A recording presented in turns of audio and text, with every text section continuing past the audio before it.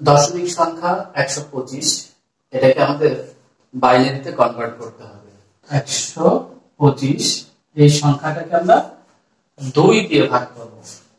কত দিয়ে? 2 দিয়ে।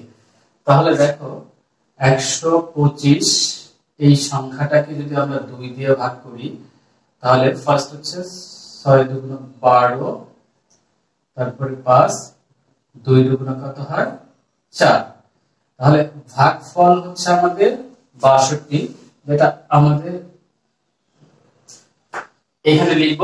আর এই যে ভাগশেষ, এটা আমরা ঠিক সাইডে একটা হাইফেনের মতো দাগ দিয়ে আমরা ডান পাশে লিখব। সেম এই সংখ্যাটাকে আমরা আবার 2 দিয়ে ভাগ করব। তাহলে খেয়াল করে দেখো 62 কে আমরা আবারও যদি 2 দিয়ে ভাগ করি, 2 দিয়ে ভাগ করলে দেখো 3 দুগুণ কত হয়? 6, 2 একে 2। তার মানে এইবার আমাদের ভাগফল হচ্ছে 31, ভাগফল 31 আর ভাগশেষ কত? 0। এটা হচ্ছে আমরা আর ডান পাশে রাখলাম। সেম একই ভাবে আমরা যদি এটাকে ভাগ করি 2 দিয়ে, তাহলে দেখো 15 দুগুণ 30, এবার ভাগশেষ কত? 1। আবার যদি 2 দিয়ে ভাগ করি, তাহলে 7 দুগুণ কত? 14, ভাগশেষ কত? 1। আবার 2 দিয়ে ভাগ করলে 3 দুগুণ 6, ভাগশেষ 1। 2 দিয়ে ভাগ করো, 2 একে 2, ভাগশেষ কত? 1।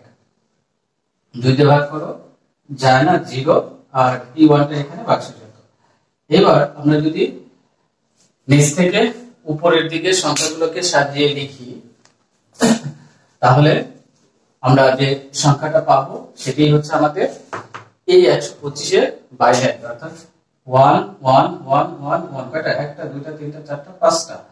1 1 1 1 1 1 2 3 4 5 1 2 3 4 5 0 1। অর্থাৎ এই যে সংখ্যাটা, এই সংখ্যাটাই হচ্ছে এই 125 এর বাইনারি।